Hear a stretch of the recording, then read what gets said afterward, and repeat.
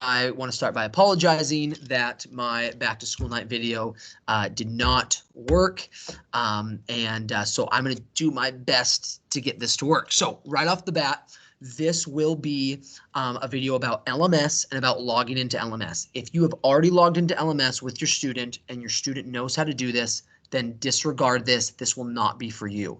If you have not logged in with your student, then I really want you to try to do that over the weekend or early next week, because Wednesday is our first remote learning day, and students that are working from home need to have access to the LMS. Now, teachers here have made sure that students can get on the LMS while at school, but of course we have not ensured that that is happening at home. So please help us with that over the next couple days and try to log on to this system with your student.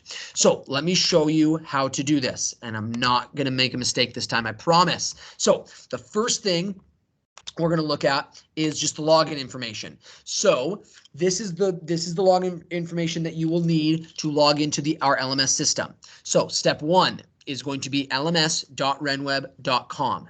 Step 2 is entering the district code. The district code is capital NCS-WA. The third box is going to be their username. That is the student's email. The student email is set up like this. So it's their first initial of their first name followed by their whole last name at nwcstudent.org. The only exception to that is if a student has a sibling in the system that has the same first letter of their first name and then obviously the same last name, theirs is going to be a little bit different, but hopefully your student will know what their email is. It's the exact same address. That is their username. And then the password was reset over the summer to this, capital NWCS.2020. That is the default password for all returning students. Now, students may have changed it because there is a way to do that once they've logged in. So if NWCS.2020 does not work, ask your student, see if they have a different password. If neither of you can remember what the password is, that's okay. Let me know and I can reset it. That is pretty easy on my end. If the account says locked due to invalid login attempts, then you'll have to reset your password, which I'll kind of walk you through that process here in just a second. Okay, so once you log in, you should get to a screen that looks like this. Your students will have different classes. They will have assignments that will show up in each of their classes, and it will be structured like so. Obviously, my staff account looks different because I have 2 Bible courses. A student's not going to see that, but it'll look very similar to this. They can click right on this assignment. So for instance, we did chapter 2 in our Bible class today. So they can click right on chapter 2 questions, and it's going to take them, and every teacher's is going to look a little bit different. They may have instructions to the assignment right here. They may have a link that would take them to, in this case, it's a forms page that allows them to answer the questions. So they could click on that, and then they would get, questions to answer, and that's what we did in class today. So teachers may have all sorts of different, you may have an attachment right here with a worksheet that you need to work on. So all sorts of different avenues to complete that assignment. That's going to look different for every teacher, but the information is going to be right there for the student. Let's go back to the home page.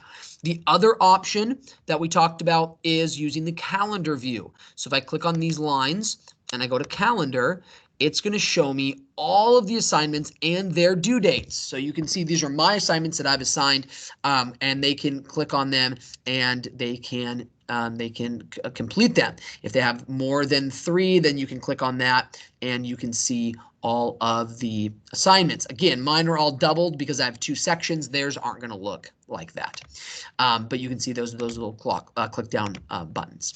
Okay. Again, these are hyperlinked right to the assignment. So if you're in my math class and this is due on Friday, you can click on that and it's gonna pop up the assignment. Okay. And then we did this in class today, so I haven't attached it yet, but on Wednesday, if you're working from home, you will have an attachment to the assignment. Let me show you one that does have an attachment so you can kind of see what that looks like.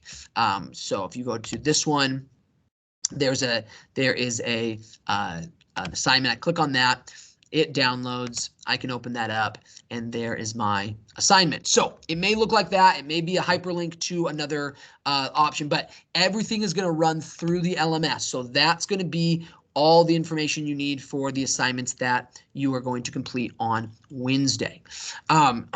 If you want to reset your password, it's pretty easy to do so. You can click on your student's name up in the top right corner, go to user preferences. Once you get to your user preferences page, again, you click on the top right corner and you change password. You click on the password, you'll be prompted to put your new password in, or your old password followed by your new password. So it's a pretty simple process there. Okay, so let's see if there's anything else that I need to tell you guys about. I think that is it. Everything is going to run through the LMS, so there's not going to be a bunch of different places to go.